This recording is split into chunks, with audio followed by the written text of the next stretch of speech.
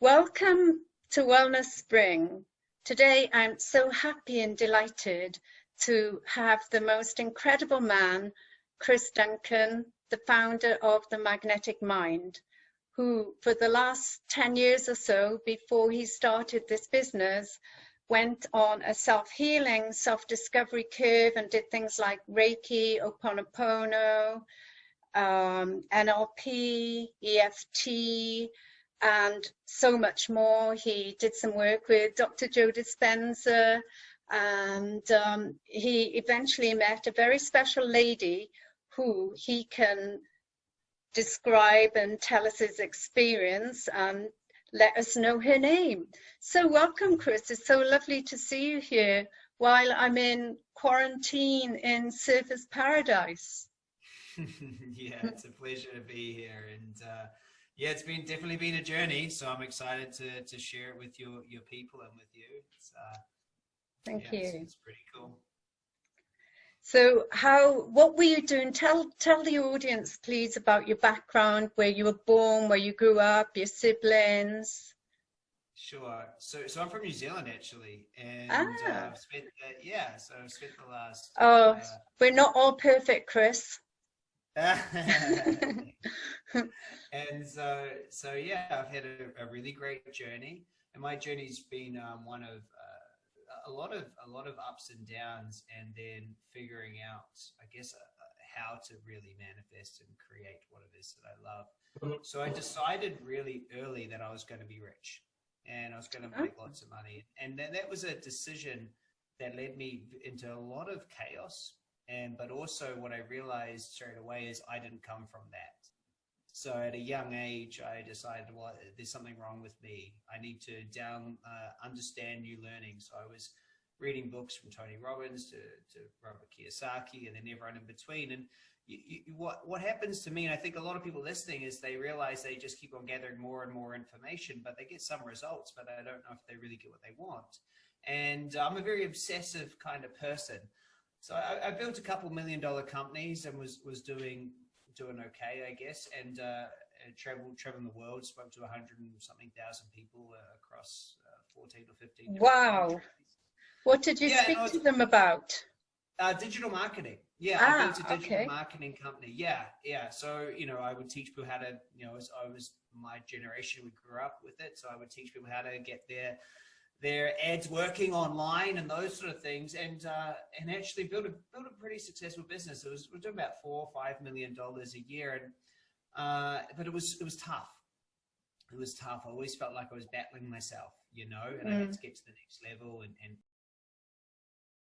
and I just kept searching. So as you mentioned at the beginning, studied NLP, I studied hypnosis, I studied EFT, Reiki, EDMR, and I would always have 2 or 3 or 4 coaches or therapists on the go trying to help me clear out my blocks or my fears or my worries or my some sort of self-imposed doubt or whatever it was. There was always something, and I would clear it, and I would go and take a pretty good business and a great life, and on the outside it looked awesome, but internally it was no fun at all. It was no fun. It was constantly just going for the next thing, to the next place. And, that leads to the point that you brought up earlier when I met Colette. So this was a huge transformation. Actually, what I learned from Colette has allowed me to now, in the last, in the last year and a half, I've had over 6 million people impacted. 10,000 clients. Yeah, 10,000 clients into our personal development business. It's been amazing. I mean, through the work, I've now had a blind man regain his eyesight. I've had multiple people message in that they can walk again after not being able to walk, X-ray proof of tumors disappearing. And the work that she taught me was how to use the superconscious to reconnect to someone's power to create remarkable transformations in minutes, manifest like magic. And so she showed me this in the most tragic circumstance I've ever been in. It was 2016. My best friend had just died in a motorcycle accident, who was also my business partner, and my business had fallen apart, and I was full of grief, and I was upset, and I'd lost my identity as a successful person. I had no business anymore. I was hundreds of thousands of dollars in debt and didn't have my best friend. So it was a tough time. And I was featured in a movie with Tony Robbins and Dalai Lama and a bunch of other people. And this lady tracked me down. Her name's Colette. And she said, I've got to show you this. I've got to show you this method. And so she did. And within seconds, I went from totally grieving, totally upset, annoyed at the world, and it was gone. And I couldn't believe it, because as I said, I'd done NLP and hypnosis and EDMR and EFT, and I'd spent time with Dispenza and Bruce Lipton, and I was in this movie with all these other, amazing speakers, and no one had anything like this. How did you get on that movie? How did you get? They just reached out. I mean, I was doing well. I was speaking on marketing, and a friend of mine was helping to produce the movie, and they asked me to help, and the next thing I'm in it. It was a documentary called Rise Up. So it was very cool. Oh. I mean, this sort of 4.5 years ago now. I've seen it. It's absolutely amazing. I'll have to watch it again to check you out. You will. Yeah. You will. So I met Colette, and she'd been pioneering this super conscious work. She's a psychotherapist by degree, and had spent, I think, 35 years at that time going through all of this. Yeah. And so, that journey wasn't over. I learned from her. I applied it to myself, and we put a really close friendship. We speak every single week for the last 4 years. Yeah, she's amazing. She became, just so close to me. So I worked with the Superconscious every single day with her for 2 years, but something was missing, actually. So I healed absolutely, fields of information, lifetimes processed, just completely became centered. But the problem was that when you go searching for a problem, you're always going to find it. Yes. And I realized this is that many people on that journey, they're so focused on what's wrong. And that, that's why I wrote the book that I've just written. But so many people focus on just what's wrong, and they keep finding it. So now I had a new obsession. I knew how to use the superconscious, and I would just find, well, that's wrong, and I'd get rid of it. And I ended up in a place where, I was doing all right, but I wasn't where I wanted to be. Yeah. And along comes the next person that puts the whole thing together. And from this next piece of work, everything changed. Our business doing about $20 million a year. I live in paradise on the water, got married to the love of my life, impacting people, amazing team, just magic. And his name's William Whitecloud. And William's a best-selling author of The Magician's Way. I'm sure a lot of your listeners will know about William. So he's very, very, very cool. And anyway, he decided to mentor me as well, somehow. Wow. And he was also working with the superconscious, Beverly. So I had these two people, pillars. Yeah. And he'd spent the last 25 years teaching people how to use the superconscious for intuition, to do psychic readings, and to understand how to create. So I put these two powerhouses together, had them both working on me, and through it created this huge success. And so, a year and a half ago, I decided to start teaching. I'll show you how to do this. And I put together a program called The Magnetic Mind, and it just went crazy. Wow. It's so super conscious. It's ridiculous. As I think about it, it was one morning I just get the idea, hey, I should put on a talk and demonstrate this work. And Colette said to me, don't do it to groups. Doesn't work on groups.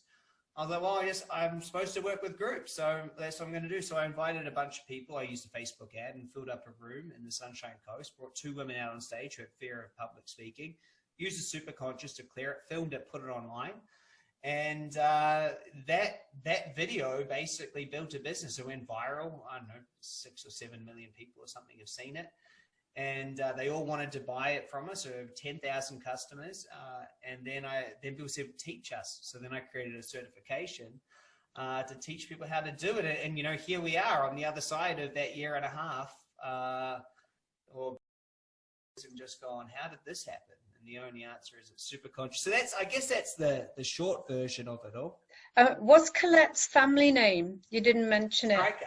Colette Stryker, sorry, it's, it's French, so I'm not saying that right. But I'll get you the link to her books. Okay, just in case like people are listening and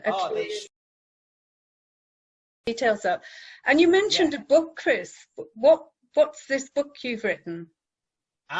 Well, it's the revolutionary movement. It's called "You're Not Broken." The 5 steps to living super consciously and activating your magic. So it'll be already right now. It's in manuscript, 3rd edit as we speak. Wow. On track for February release, so February 2021. So it's a very, very, very important book, and it's going to completely change the personal development world. So don't know if you know this, but the personal development world is broken. It's screwed. Self-help, healing, personal development, it's broken, and it's hurting more people than it's helping.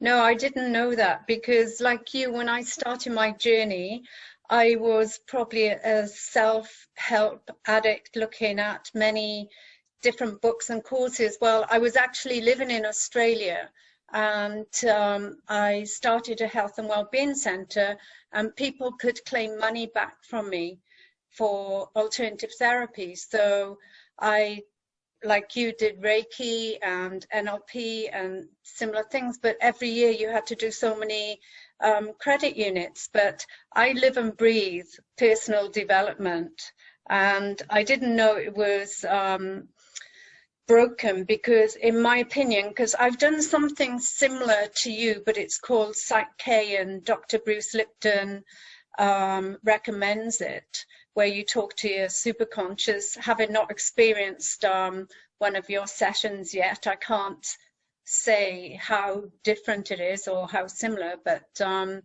we usually, talk to the superconscious. You balance a statement and then ask the superconscious, is it okay to work with this statement? And then there's a few different methods to balance it. I saw your video on stage and it was very impressive, and I know people, when you first watch, is like, wow, because you can visually see the changes in the people. And that was so dramatic, watching you with the 2 ladies talking about their fears, and both of them crying and so emotional. It was, I'm not surprised that millions of people have looked at it.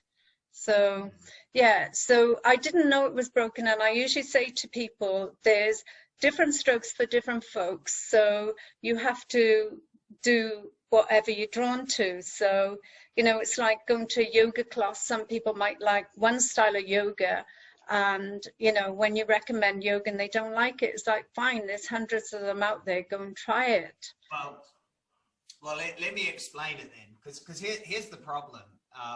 And it's really an epidemic. Every single personal development and self does one thing first, is they observe the problem. And as soon as they say what's wrong, what's the problem, what's there, they've locked it in. So as you probably know, and your listeners know, of the observer effect. And so you'll meet someone and they'll be in their 50s or 60s, and they'll have the same thing that they've been trying to figure out for the past 30 years. And they still don't have the money. And I say, oh, so how long have you been trying to make them off for so long? Well, how do you go about manifesting the money? Well, the first thing they notice is how they don't have it. And this is prolific. You look at every single course out there, you go sit there, and the first thing they do is observe the problem. So what's wrong, says the doctor. And there's people, so, my wife, before I did this work on her and helped her to really shift it, she had a list of people that had observed her body as a problem.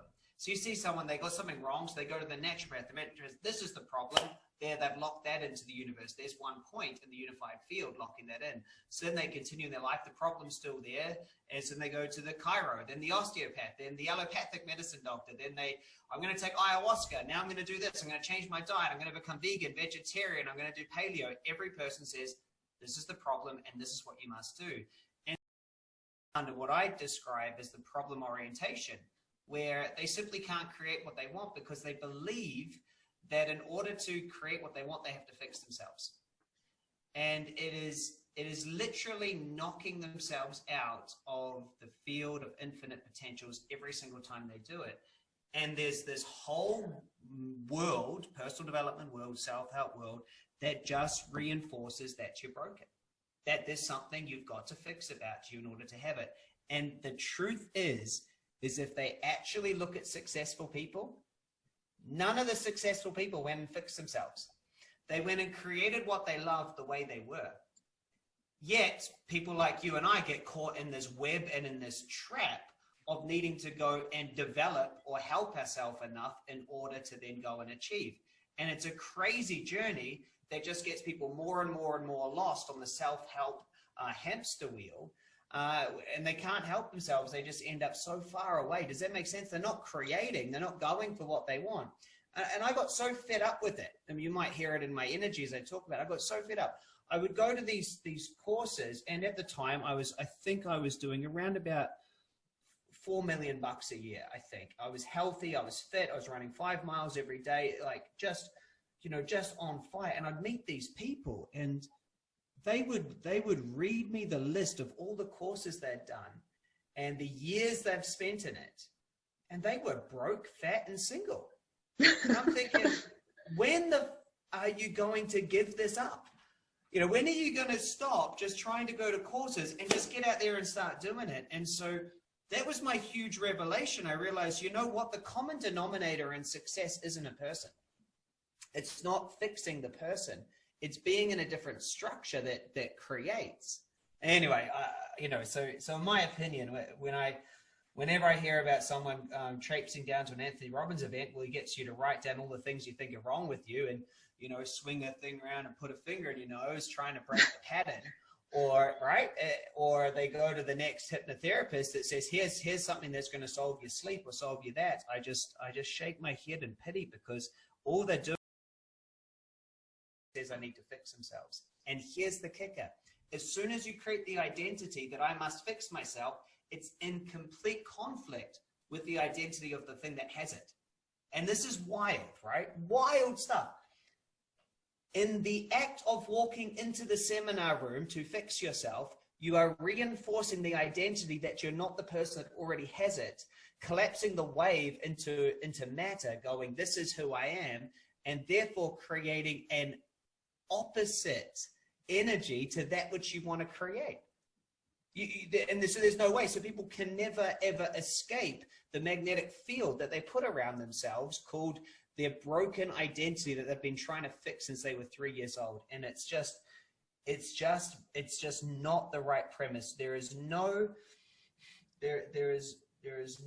ancient text or native tribe that put the act of creating what you love about fixing yourself. They just didn't do it. It's wild. Yeah, what sprung to my mind when you were talking was, when we were children, if you're sick, your parents tell you you're going to the doctors, and you know the doctor is going to make you feel better. So 90% of the time, you're already fixed your health on the way to the doctors. So what you're saying is about changing the mindset. Is that correct? Well, the whole world is focused on the problem. Yeah. You know, the whole world, not just in the health industry. You know, every single country keeps on saying, and every single person, every single community, we say, when we get this, then we'll finally have it. You see, when I need to go and do this to get that, we're in the situation. Yeah. You see, but if you actually look at it, no one is actually practicing being in the end result that they want to create. Everyone's thinking, when I have this, when I've got this, when I've got more money. And so what's happened is it's more than the mindset. It's an actual identity that, here, I'll draw it up. Okay, great. Thank you. It's so important that anyone listening gets this if you're watching the video. Can you see this here? Yeah, I can see it. There's a light on. Okay, so we have a current reality, and then we have a desired reality that we want to get to. And we say to ourselves, okay, this desired reality is going to be better, right? We say it's going to have health or wealth or relationship, whatever it is, it's better. Now, you can't pick up one side of the pen without picking up the other side. So if something's better, that makes this worse. This has to be worse. Now, what happens is you go, well, that's better, that's worse. And so you also have an identity here, an identity here. And so you think, well, I'm just going to go towards what's better. However, this identity is always going to fight it, because in this identity, instead of being in scarcity, you're in abundance. Instead of being unhealth, you're in health. And this is where all your safety comes from. So as soon as you start moving towards this better life, your identity that's always been there says, hey, we don't want to change to abundance or health or in love or whatever it is. So the identity kicks up some resistance. And then this resistance that comes from your identity comes in the, doubts, fears, worries, all this sort of shit. And you know what we do? Then we go, well, shoot, this resistance is the problem. I'm going to stop going for what I want, and I'm going to race over here to Site K or EFT or whatever to fix myself. We say, I'm not able to have it because of this resistance that's here, so I've got to go fix myself. Yeah. And we go on this journey to fix ourselves, and it feels good for a moment, but we're not actually creating, and we simply end up right back in the current reality in the same place. But now our identity has added a component that says, I must fix myself to create. And they're locked into this pattern of forward and back and forward and back and forward and back, literally forever. And they just can never get there. And I think also, Chris, that we're living in a quick fix world. Yeah. It's like instant. I'll be showing my age now, but I grew up before the mobile phone was around, so, every so many years, different things change. And now it's like instant. People are addicted. Even the Dalai Lama says people get with a mobile phone. They wake up in the morning, they're checking to see who's liked their post or who hasn't and things like that. So like you say, when they run off to Site K or anything else, they want someone to do it for them instead of looking within. And I did read something that you met someone and the penny dropped, and it was like the visible world and the invisible world, and it's like you have to become it before it actually happens. And I think people today, they can't, most people don't know what they want to do in life. They're lost, they're lonely, they don't know their life's purpose. So they drift in and they listen to their father or their boyfriend, husband, wife, brother, sister, whoever, and they do what they think they should be doing to keep other people happy, because they're people pleasers, so we become doctors or nurses or lawyers and so forth. Yeah. So you mentioned as well about the epidemic, like everybody here has got this issue. Yeah. At the moment, we've got a pandemic of COVID, and many spiritual people think, we've all brought this on with our thoughts. We've all created a fear consciousness. So the consciousness has said, okay, what can we do to really make people fear? And maybe this is how it's come. What your take is on COVID and the pandemic? Yeah, it's a unique situation. There's a really brilliant book called The Fourth Turning.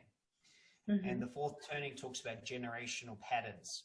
And so if you take 2020 and you go back 80 years, you have World War II. You go back 80 years before that, you've got the mid-1800s, and in America, that's when they had their, civil revolution, civil war. You go back 80 years before that, and that's, the 1770s when America was started. Years we're going to go through a crisis and a rebirth as a society, and they've tracked this back right back through to Greece and ancient times, that there are 4 specific generations, and each generation, strong men create a strong economy. A strong economy creates, weak men, which create a weak economy which builds strong men. And I know it's a male little saying, but that's just how I first ever heard that. And so there's these 4 generations, and I know this, I'll come back to the COVID thing, but there's 4 generations. And so, you know, just thinking about the ones we know, the 1930s was really, really tough. There was a huge, you know, market crash. And then that then built straight into the wars, which solved that. The 1950s, you know, very much were conservative, rebuilding the world. Then came the people born in the 60s, who were born into a world of computers, new innovations coming around 60s, 70s, which lead to a boom in the 80s and 90s, which leads to an unraveling and crash of the early 2000s to now. And the same thing's about to happen. And you can track this right back, because before the crash in the 20s and 30s, there was the roaring 20s. And before that, there was innovation. The automobile came out 20 years before that, around the turn of the century. Henry Ford comes and does the automobile and electricity. So there was the innovation. Before the innovation, there was very conservative time. And before that, there was a revolution. So I've got a first opinion, and that is the world has been looking for the revolution. It's ready. And so something was going to come now. And as all the generational mix comes together, what happens is an overreaction, and there's going to be a rebirth, just like there was in the 40s, the birth of the United Nations, the Bretton Woods, the new money system, all came out after 1945. So we are going to be looking for some heroes. The last heroes that we had were the likes of Winston Churchill. You know, you look at the time when Gandhi was doing his revolution. So there's this predictable cycle. So the first thing I'll say is there's a cycle. There's nothing wrong. We just need to understand the generational cycle. And that is, you know, I was born in the 80s. And so the way that my generation is relating to things now is very different to people born in the 60s and then earlier in the 40s, because the way we grew up, our environment shapes us. And so as we're changing from the baby boomers being in the workforce to going into retirement, there's this generational shift. And because of that generational shift, when something comes along, like the last one was Hitler, and this time it's COVID,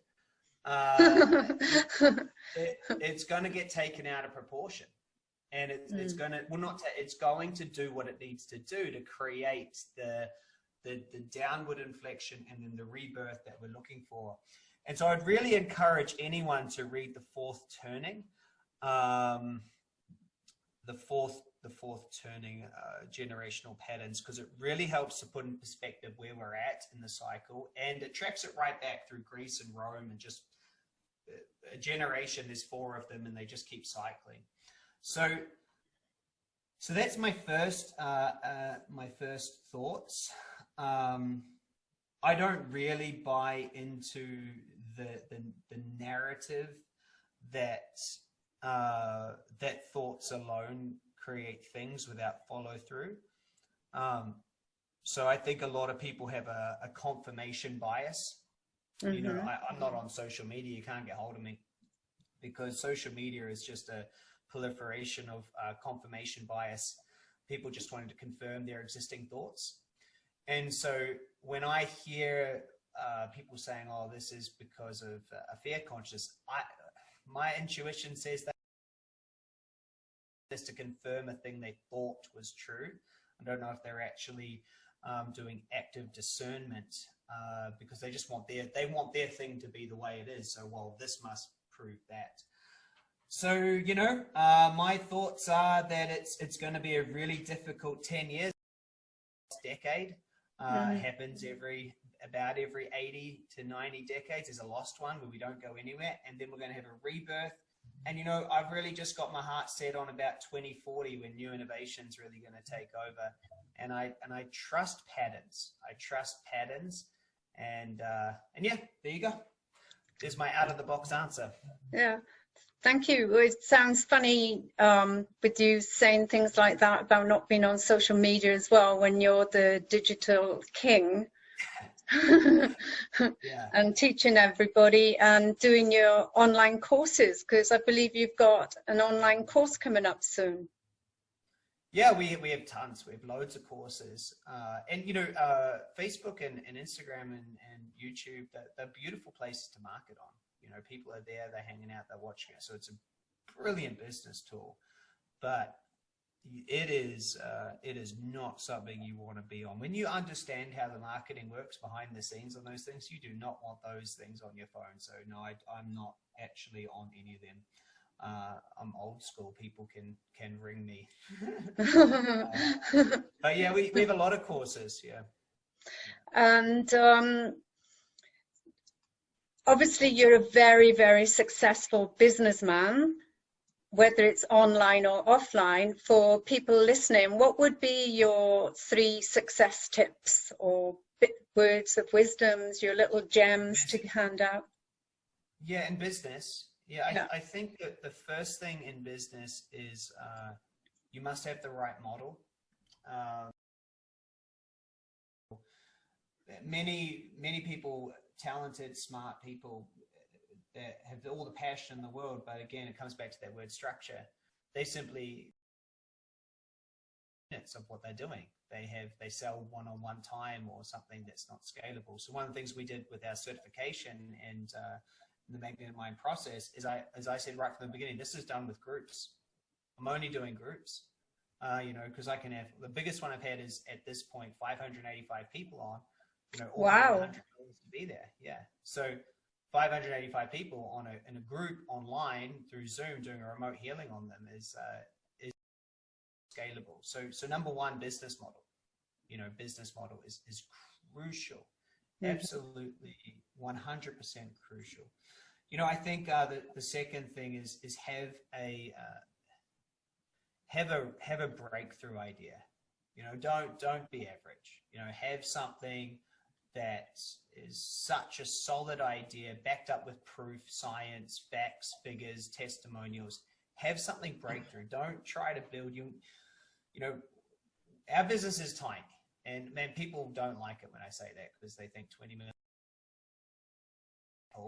I'm not Disney. I'm not.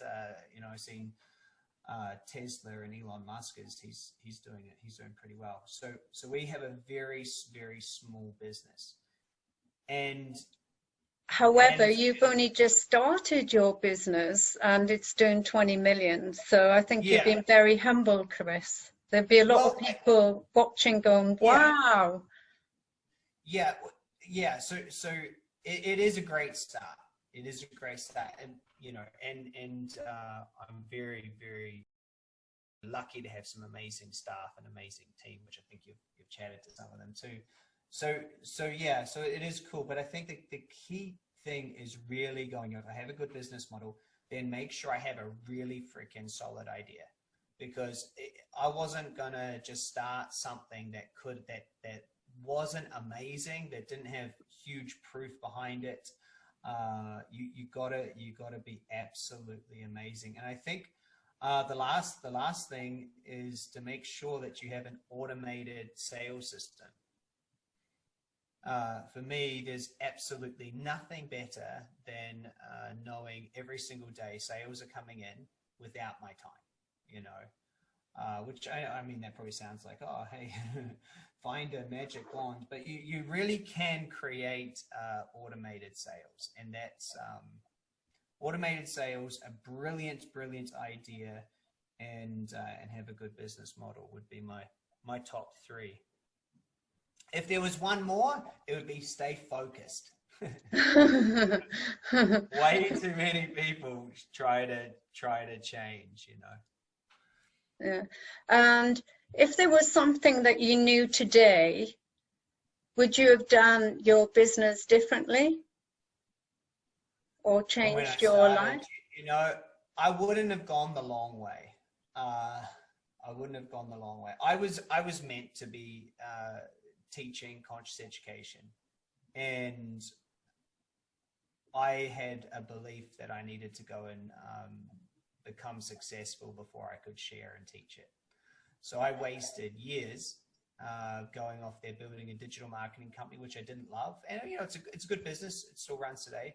And so I went over here. I had to become successful first in order to come back and to do what I want, what I knew.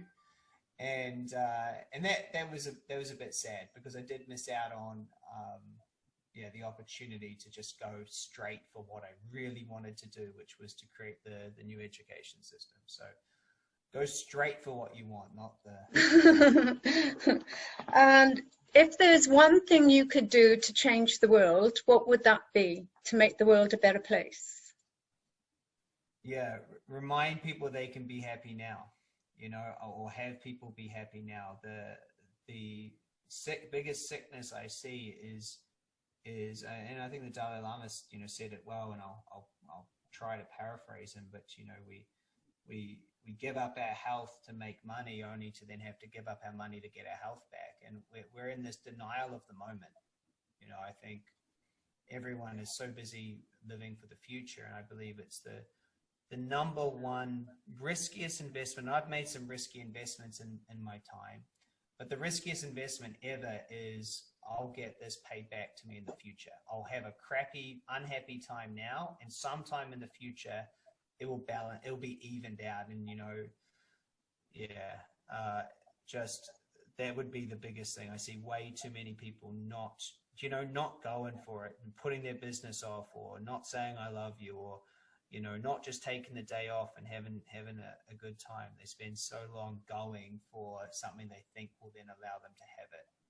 So if people could realize that, there'd be a lot less wars, a lot less pain, a lot less sickness, because they would realize, oh, I'm actually not happy now, and they would start making that their priority, which may sound trivial, but I don't think it is. I think that it would make a big difference.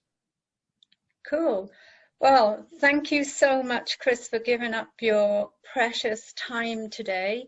And I'm sure you've inspired a lot of people. And where can they get you? What's the best way to be in touch with you?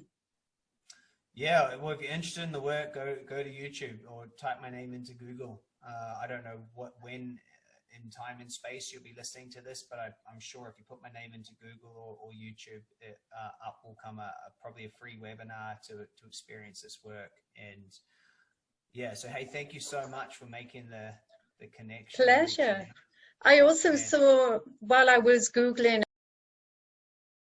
that you also offer a free session to people as well, so they can experience the healing work, tapping into the subconscious as well.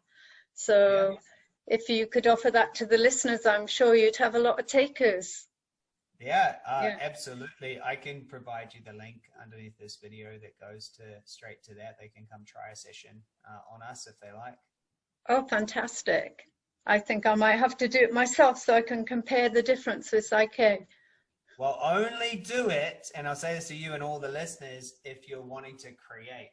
If you think there's a problem that you want to solve, and you're coming to our work with a problem, a pre-existing thing, that this is what's wrong with me, you'll be in for a shock, because the first thing I'll do is go, what are we creating? You're not allowed to talk to us about problems. So thank you so much.